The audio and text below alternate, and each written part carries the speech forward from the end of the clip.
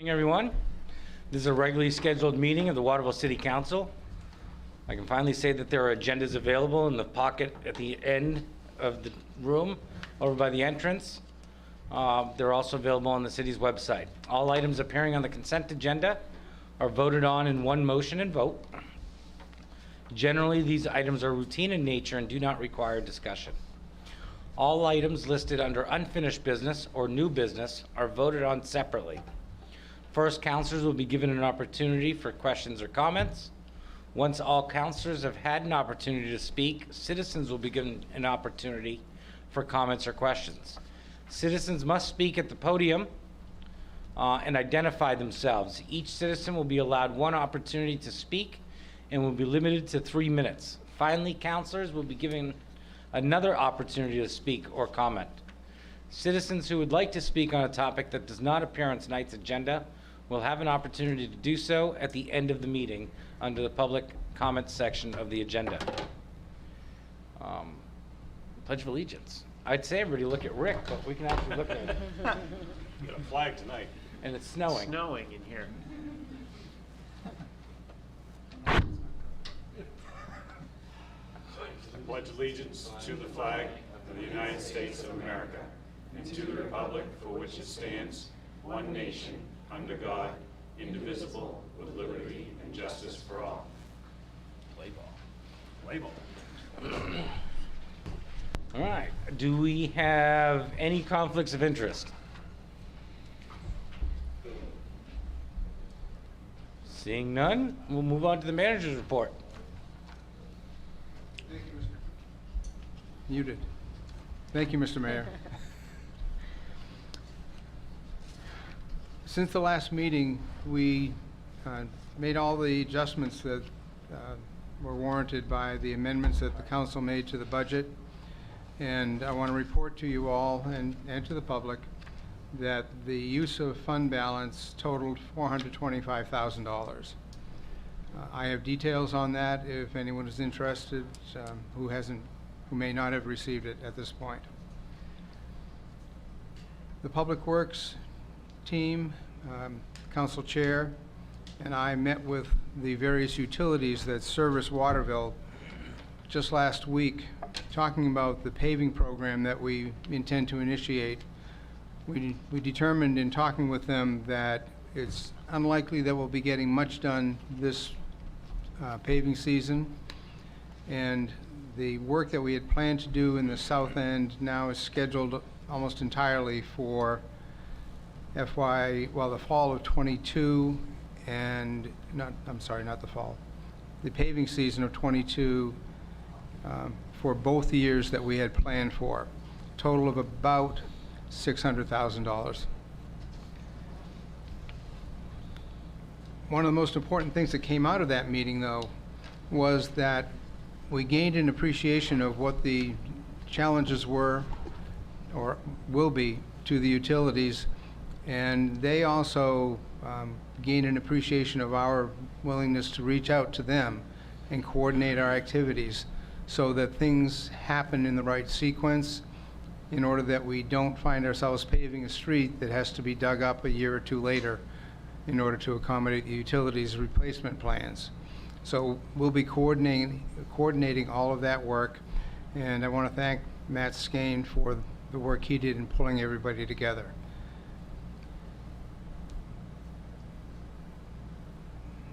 The Council Finance Committee is going to be meeting soon, working on the fiscal year 22 bond that we've been talking about all through the budget process. There are various elements to that have yet to be determined whether or not they're going to be included in the bond, such as items that are in the capital plan, the south end paving, and various other topics. Once the committee has met on those, they'll be providing the whole council with a recommendation on what should be included in the bond. Councilor Klepak has been meeting with city staff on the topic of brown-tailed moths, and he's working on a presentation that we hope is going to be able to be made to not just City of Waterville staff, but also the town managers from Winslow, Fairfield, and Oakland. Possibly Skowhegan, but I'm not sure of that. We have differing levels of interest from those other towns at this point, but we'll try to get them all into the same room so that Councilor Klepak can do his presentation, which I think will be very enlightening to them. And that would be the kickoff to our trying to get something going on a regional scale rather than just Waterville doing it on its own.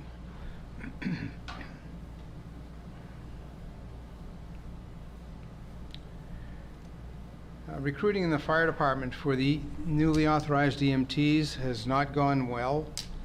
It turns out that the level of EMT certification that we're looking for is not something that is common in the area. And what I'd like to do is authorize the chief to advertise for paramedic level EMTs. That will cost the city about $12,000 additional to what we had previously budgeted, but the chief assures me that he can make adjustments within his departmental budget to cover that cost. The new positions that were authorized in the FY22 budget will be advertised this week or next, and we have 8 new positions, I think, that we're going to be searching to fill. Some will likely be filled fairly soon. Some may take quite a while. One of the things that we're concerned about is that the code enforcement officer position looks for a person who's certified at some level in code enforcement or building codes, and those people seem to be extremely hard to find in Maine. What we've done to counter that is to advertise that we will train the right person.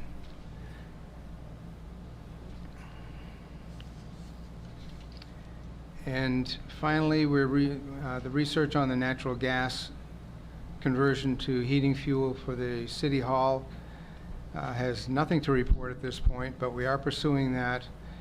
And if the city decides, meaning you, decide to do that conversion, the work will be coordinated by Colby's contractor, and we won't have to do anything with it. Finally, I'd like to point out, or I guess brag a little bit, this is the current issue of Maine Magazine. There's a story in here about the artist and museum designer who's working on the Children's Discovery Museum on Upper Main Street. And it's a very nice, very short, but very nice article, but it puts Waterville on the front cover. There's also an ad in here for Taste of Waterville. That's tomorrow. Don't miss it. That's my report. Thank you, Steve. Do I have consent agenda, approval of consent agenda? So moved. Second. Patty, can I get a roll call? We don't have to do roll calls anymore unless it's a final reading on an order or an ordinance. Yippee! Look at that. You're making my job even easier. Hashtag winning. All right, so we're gonna move on to unfinished So business. let's just, Jay, I'm sorry, Go ahead. just do a show of hands on a vote. Okay. And then we'll Yay, know. nay. Show hands. All in Vote. favor? All in favor? Thank you. All right, none opposed. Still getting your feet wet. Yeah. Maybe I'll get another meeting under my belt. Unfinished business. Order 165, 2021. I'd like to make a motion to take the entire agenda by title only. I'll second that. All in favor? Thank you. Patty's gonna run this. An one. order Love it. providing for acceptance of a firehouse subs grant. Move to adopt. Second. Any discussion? No? Seeing none? Can- All in favor? Oh, Now we'd oh, have to do a yes, roll Now we call. need a roll call. Oh, we Thank need you. a roll call. See, you got me all See? messed up. I got you. Counselor Morris? Yes. Counselor Oliveira? Yes. Counselor Klepak? Yes. Counselor Green? Yes. Counselor Foss? Yes. Counselor Frankie? Yes. Counselor Thomas? Yes. The vote is 7 in favor and 0 opposed. Moving on to Order 166, 2021. An order providing for amendment to 2016 easement with Summit Natural Gas. Move to adopt. Second. Any discussion? Patty, can we get a roll call? Counsel Morris? Yes. Counsel Olivera? Yes. Counsel Klepak? Yes. Counsel Green? Yes. Counsel Foss? Yes. Counsel Frankie? Yes. Counsel Thomas? Yes. The vote is 7 in favor and 0 opposed. Moving on to Order 167, 2021. An order providing for renaming a portion of Doctor's Office Drive. Move to adopt. Second. Any discussion? Patty, can I get a roll call? Counsel Morris? Yes. Counsel Olivera? Yes. Counsel Klepak? Yes. Counsel Green? Yes. Counsel Foss? Yes. Counsel Frankie? Yes. Counsel Thomas? Yes. The vote is 7 in favor and 0 opposed. All right, moving on to new business, Resolution 169, 2021. A resolution providing for contract award security system. Move to adopt. Second. Any discussion? Steve, you want to explain this one to us? Yes, in light of the recent activities at City Hall involving a threat to one of our employees, it became obvious that there was no security system there that would allow them to alert the police department simply by pressing a button, or alert other workers in the immediate area that there was some threat of violence happening. There was also, or there is also, no security video system in the City Hall. So the police suggested that we install both a security video system to record whatever the event is and have an opportunity to pursue whoever might be the violator, and to install a they don't call it panic buttons anymore. Duress. What? Duress. A duress button at the various workstations, so that any of the workers can alert all of the others that there's a threat, that they should evacuate or lock themselves in their offices, or, we haven't worked out that protocol quite yet, but we're also doing that at the Public Works offices, simply for the same reason. There's just no security there at all. Okay. And I wouldn't normally recommend this sort of system, but the threat that was leveled against one of our public employees was serious, and it landed the person who made the threat in jail. So it's a credible threat. The contractor that we have worked with on this is the same contractor that is handling the citywide fire alarm system, and is already working with the fire department, and this would be in addition to that system. Thank you, Steve. Counselor Foss. Because I'm in the IT field and just ordered a almost similar situation, I believe this contract is a reasonable one for the amount of money. I did one without the duress, and it came in at just about $30,000. So, given what this does, this is a good dollar amount on this. Anybody else? Counselor Green. Yeah, I'm assuming that the person who had the threat leveled against them is going to be protected. I don't see all the departments listed on this plan, but will this cover the entire building as far as? It will cover the City Hall level Okay. of the building. I read through, and it listed different departments. It didn't list every department, but I just wanted to, obviously, I'm sure that you looked into that, and that's Well, an important. the police and fire departments worked jointly with the city clerk's office to develop this program, and I have confidence in it. Okay. Great. Just wanted to ask that question. And then the funding for this is coming from? This will have to come from the From the fund bond? balance. Oh, from the fund balance? Yes. Okay. Yep. But it's a one-time expense. Yep. No, absolutely. Fine. I think it's an important thing to do. Thank you. And this will cover the two buildings. This will cover the two buildings, Yes. and we don't need it at the police department. I mean, unless Chief Massey needs the arrest button. We should be okay there. I don't know who they're going to call. I don't know if the police department's calling if they got trouble, but, all right. Anybody else? Yeah.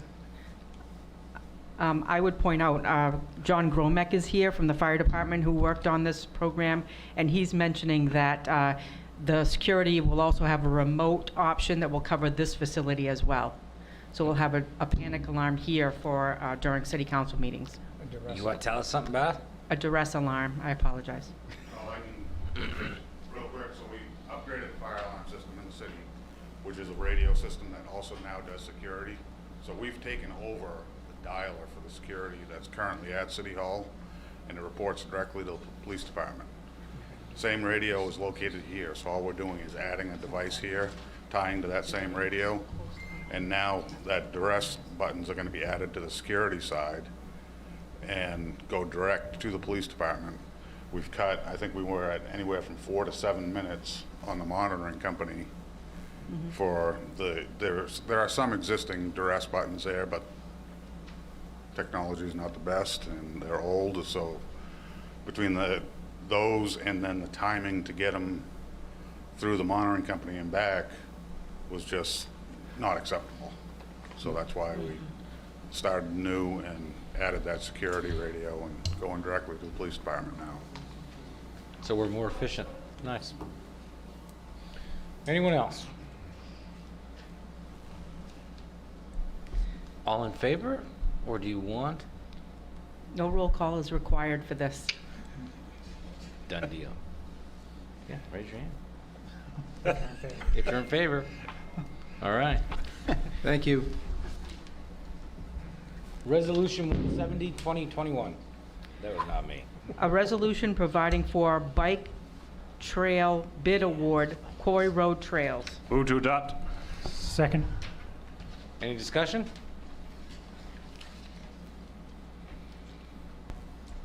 All in favor?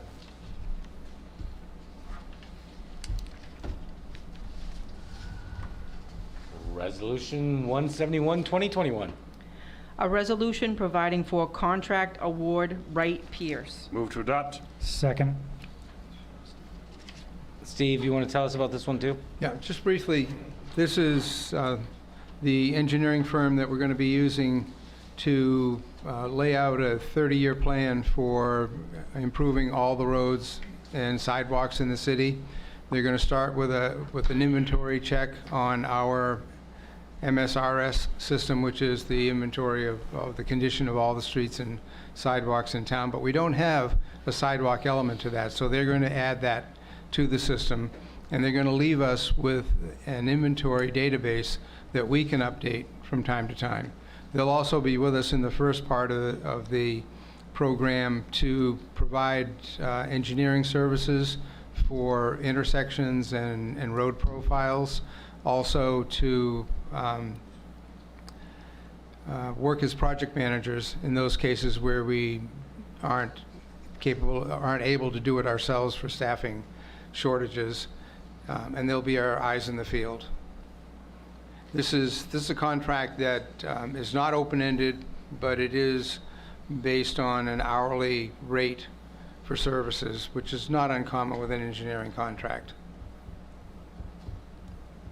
All right. Anyone else? All in favor? Thank you. 7-0, none opposed. Resolution 172, 2021. A resolution providing for authorizing a lease with the Elm LLC. Move to adopt. Second. Any discussion? Counselor Klepak. Well, I don't see, I believe Mr. Sullivan is the owner of the Elm here, is that right? Mr. Mitchell. Oh, Mitchell, pardon me. Pardon me. But I'd like to hear from somebody who has knowledge of the mitigation efforts. what was done to mitigate asbestos in this building. I'm quite certain there was asbestos in this building, and it is my suspicion that the mitigation efforts were insufficient. And so that's a concern I have about adopting this space as the permanent residence of the city, the city council meetings. In particular, I know that there were asbestos tiles in the basement, in the room that we're sitting in, and I don't believe that they were actually removed, and I also don't believe that the correct mitigation, which is sealing them in concrete, was done. I think glue was applied and carpet, but I don't know. I don't know that. I want to hear directly from the owner of the building what was done to mitigate that health threat before I throw my support behind making this our permanent residence. Yeah, Steve. Steve? I don't know the answer, but I will get it. Yeah. And I won't sign the lease without the answer and without sharing it. Thank you. That's my one question. I'm done. If you want to table it. I would like to table it personally. Yeah. Table, second, no discussion, all in favor? All opposed? All right.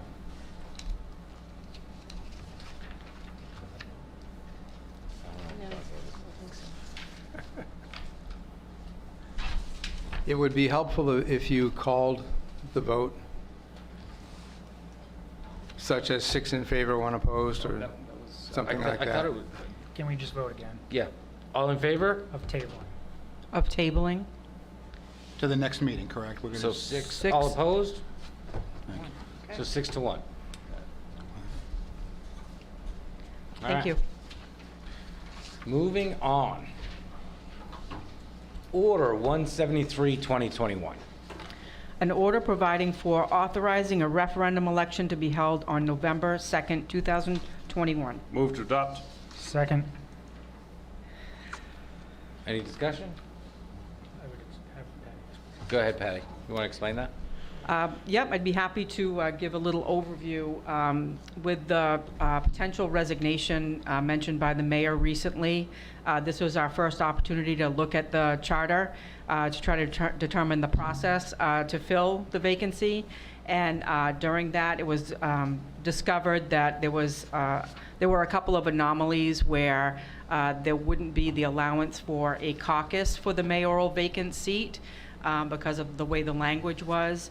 And it also, the timing was suspect for a caucus for a special council election, that they would only allow for a 4 or 5 day window. So when we discovered that, we kind of took a look at it and decided that, it would be worthwhile to make those corrections now, because we have 7 years before we look at the charter again, and we don't know what will happen during that 7-year period. So we proposed bringing that forward. And I would note that Rian Finch is here. Rian served on the Charter Commission, and Rian would be happy to speak to that as well from the perspective of the board. Rhea? All right, Green Finch. So first of all, I just want to say writing law is very hard to do. But, as Patty said, these were literally things that had gotten amended over and over and over again. The process that we went through for what we settled on was a multi-session process. I think it probably took us about 2 months to really kind of finalize the language. We were going back and forth on it. And that's really what this amounted to, is just kind of the language got all messed up. It got put into the final document. It was reviewed by everybody, and nobody caught, the fact that we'd kind of passed some scrambled language in there. The only hesitation that I have here is I was going through kind of everything from that period, like my notes and my recollections. And I remember that we had put the word council in there prior to special council elections. We'd, I think, had a conversation with Bill Lee, or it had just come up in our own discussions, that there were other elections that were held other than council elections. And we wanted to be very clear that this process was only for municipal elections. So instead of striking the word well, I guess I would suggest striking the word council, but I would also suggest adding municipal in there, again, just because it was very much our intent to clarify which elections fell under those special election rules. Thank you. So just to clarify, Rhian, are you suggesting that we strike the word council, which was what was being proposed, but then add the word municipal in its place? Yeah, so then that would cover the mayoral election as well. Okay. And I'd be happy to run that by Bill Lee, just to make sure that it still does what we intend it to do. I believe it does. And this But yeah, I'm happy to do that. This takes 2 votes. Correct. So I'll offer that as an amendment. I'll second that. All in favor of the amendment? 7-0. I'll move the order as amended. Second it. Any further discussion? All in favor? 7-0. Thank you. Moving on to Resolution 174, 2021. A resolution providing for designating the polling place for the regular municipal election and special municipal election to be held on November 2nd, 2021. Move to adopt. Second. Any discussion? Eric? What is the polling place? Oh, sure. We're going to set the polling place for the Waterville Junior High, which is the location that we used last November. We've been kind of transient, moving from one polling location to another during the pandemic. That facility worked well. I'm concerned that moving forward with numbers ticking up with COVID, that we may be in a similar situation by November with social distancing and gathering limits. So we have that covered at the junior high. We've already gotten it figured out. So it's a pretty easy transition. Now that they're using remote learning, that they're willing to offer that to the students for that day so they don't lose a school day. And I'm more comfortable using a school when the students aren't present, so that there's not the public coming through the facility while they're there. So it's a good situation for us. I'm happy that the school was willing to work with us on it. Thank you, Patty. Any other discussion? All in favor? 7-0. Counselor, go ahead, Steve. Mr. Mayor, I have a special request. I asked Chief Massey to come here tonight so that he could extend an invitation to the council to view a demonstration. If you would allow him to speak to that. Absolutely. Come on, Chief.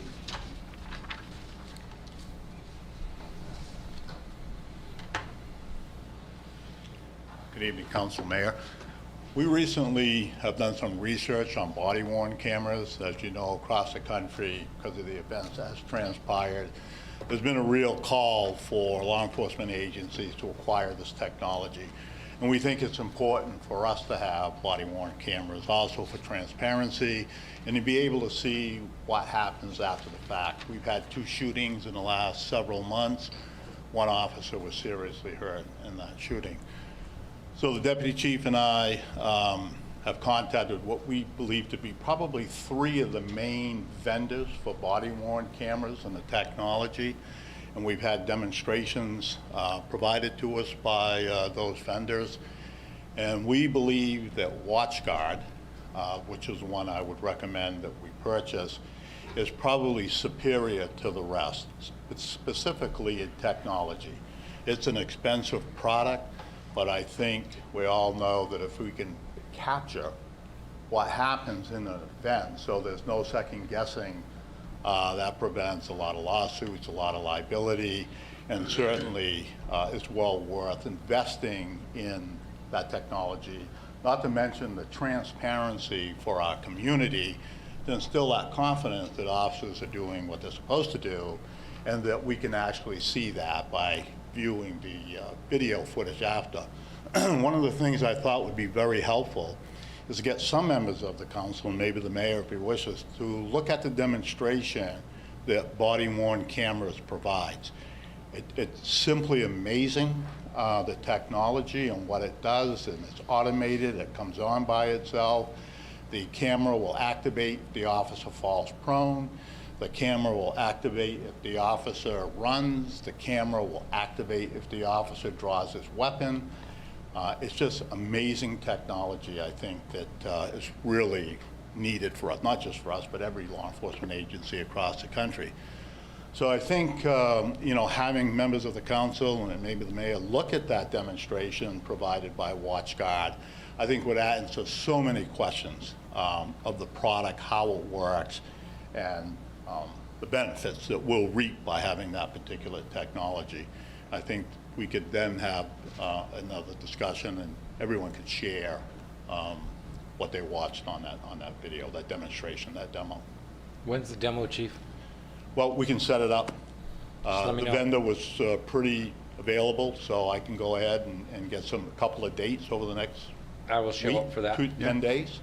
Is this a live demo? This is a Yeah. live demo, or are we gonna watch a video?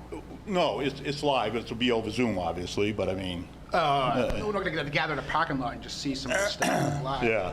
Take somebody We're there. gonna let the chief take Mike. Yeah, I'm all in. Like, that's cool. Like, Yeah. yeah, let's do that. But again, it's a really amazing product, and it's long overdue for us. Sure. It really is. So I'll set that up, and you can decide who'd want to be involved in that, or everybody, and we can watch that demonstration. The salesperson for that just happens to be a former police chief from Manchester, New Hampshire. Just a wealth of background in law enforcement that he brings, along with that expertise in technology and body-worn cameras. So, No, thank you, Chief. all right, I'll set that up and get back to you. I appreciate Thank it. you. Anyone else? Any council updates? Councilor Foss. I had the pleasure of sitting with the planning board last night. Very constructive conversations. I've got 4 pages of notes. I would highly recommend anybody that can from the council be at the August 24th. They've extended the public hearing portion of that. The Zoom side of it didn't go exactly as planned, so they had to extend the public meeting side to accommodate the new rule changes and stuff. So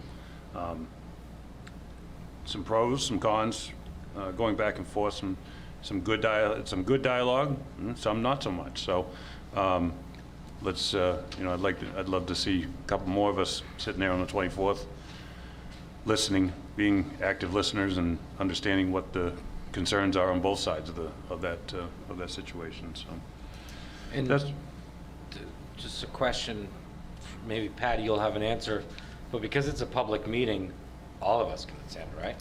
Yes. Just making sure. You can't conduct business when you're there because it's not a published meeting for you. Yep. But you can all be there Okay. attending the meeting to be in the audience. Thank Yes. you for that. Sorry, Rick. no, you're good. No, that's all I had. Anyone else? I just want to say thanks to Matt from Public Works. I sit on the Waterville Youth Football Board, and we had some clinics over the month of July. And I reached out to Matt and said, you know what, we're practicing right next to the pool. What would be great is if we could get the kids over, at no cost to just after running around, just jump in the pool because it's been hot. He said, absolutely, that's fine. And then we had to make a change to the hours in which the pool was open, so we couldn't do that. So one of the suggestions I had was if we could see if we could get like passes. So we gave all the kids at the end of the clinic a pass to go to the pool. And when I handed them out, they were really happy, and just kind of a good reward for just the 3 days of work that they did. So I want to just give a shout out to Matt because that was fantastic, very well received. So thank you very much. Anyone else? Well, I'm not a counselor, but I have one. So, Saturday, South End Neighborhood Association is having their bike swap. I've been out there fixing bikes a few times this summer. If any of you want to bring a new bike, I'm sure there are going to be some kids that need some. Rick, I'll match you again if you want to get on one. I'm not going to be around this weekend. Look at you. Vacation. Wow. I take the vacation. You know. But other than that, I've got nothing else. You guys? Motion. Yeah. Community notes. Motion to adjourn? Is that what we're Community doing? notes. Community notes, right. Oh, yeah. Jeez. Don't worry, we'll keep you straight. Community notes. Anybody for community notes? Now a motion to adjourn. Second. There we go. I got to hit it.